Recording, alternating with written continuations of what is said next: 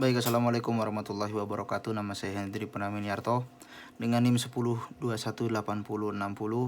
Saya akan menjawab pertanyaan dari tugas 2 dari mata kuliah analisis dan perancangan perangkat lunak.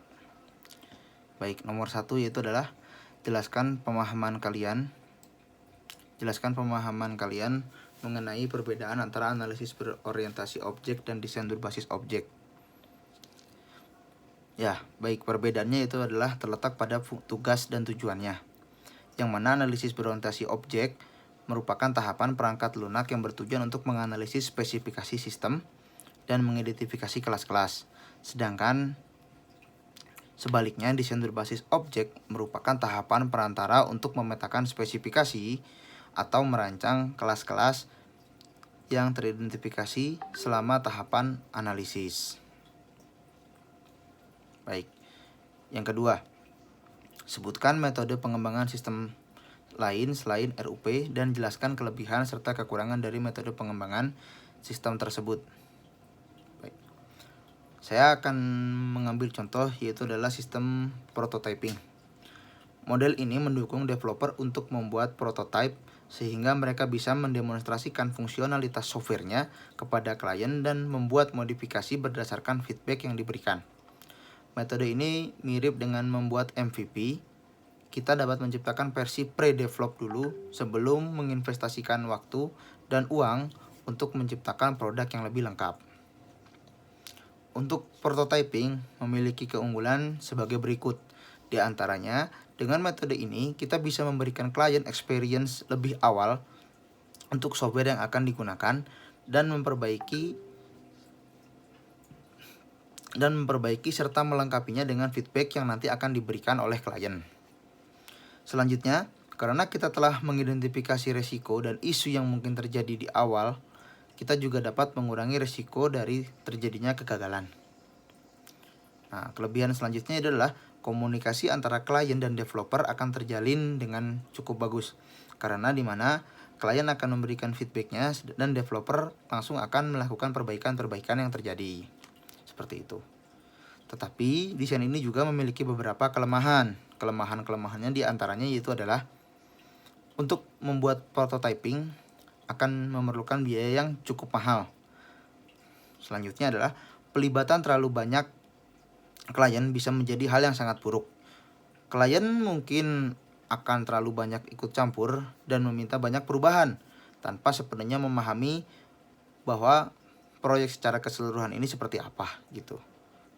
Selanjutnya kekurangannya adalah terlalu banyak modifikasi akan mengganggu workflow dari tim development. Jadi ketika workflow sudah dibuat, sudah dilakukan, lalu ada feedback dari klien, maka workflow itu akan terganggu dan pembuatan bisa lebih lama untuk selesainya. Baik, selanjutnya soal nomor 3. Berikan penjelasan kapan sebaiknya kita menerapkan RUP. Nah, untuk penerapan RUP ini sendiri sebaiknya dilakukan pada awal pengembangan produk atau pengembangan software.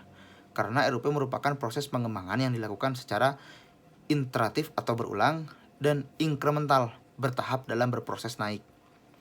Jadi, iteratif pada proses pengembangan perangkat lunak untuk menghasilkan perbaikan fungsi yang inkremental di mana setiap iterasinya memperbaiki iterasi berikutnya.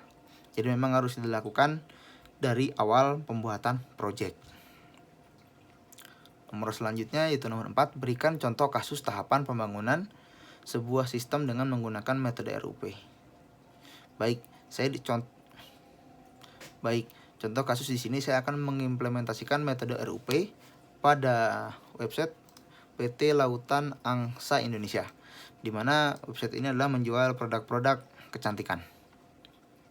Nah, ini terdiri dari 4 tahap, yaitu adalah inception, elaboration, construction, dan transition. Di mana bisa kita lihat pada gambar pertama yaitu adalah kebutuhan sistem diagram use case customer.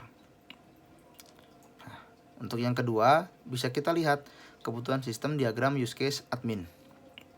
Nah, setelah proses ini dilakukan, tahapan selanjutnya itu adalah tahapan elaboration. Di tahap ini lebih difokuskan pada perancangan arsitektur sistem yang akan dibangun nantinya. Tahap ini mendeteksi apakah arsitektur sistem dapat dibangun atau tidak, kemudian mendeteksi risiko apa saja yang mungkin terjadi dari arsitektur yang akan dibuat nantinya.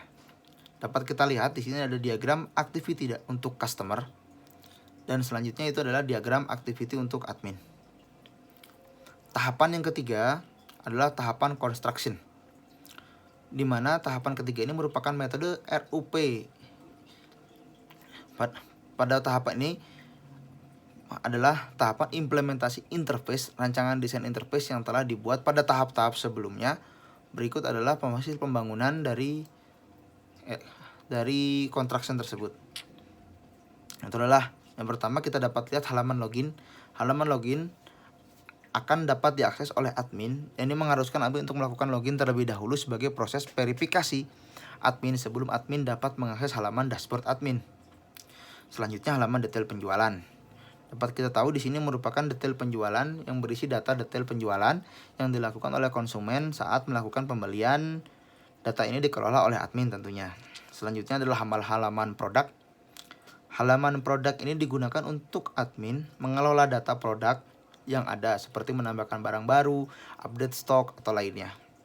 Selanjutnya ada halaman homepage customer. Halaman homepage ini sebagai tampilan awal halaman yang akan dilihat oleh user atau customer tersebut. Selanjutnya adalah halaman produk. Pada halaman produk terdapat tampilan dari macam-macam produk yang disediakan untuk para customer atau user. Selanjutnya halaman detail produk. Pada keterangan ini, produk akan ada keterangan secara detail. Terdapat pada halaman detail produk, user atau customer dapat memulai dari kegunaan, cara penggunaan, dan lainnya sebelum melakukan pembelian. Selanjutnya ada halaman keranjang belanja. Halaman ini user dapat melihat barang apa saja yang sudah dibeli dan apakah akan dieksekusi untuk checkout selanjutnya atau tidak. Seperti itu.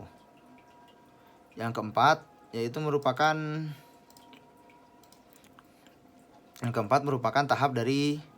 tahap final atau kita sebut tahap transition. Tahap transition merupakan tahap akhir dari RUP, di mana tahap ini developer melakukan pengujian merupakan bagian yang terpenting dalam siklus pengembangan perangkat lunak. Pengujian ini dilakukan untuk menjamin kualitas dan juga mengetahui kelemahan dari perangkat lunak yang telah dibuat.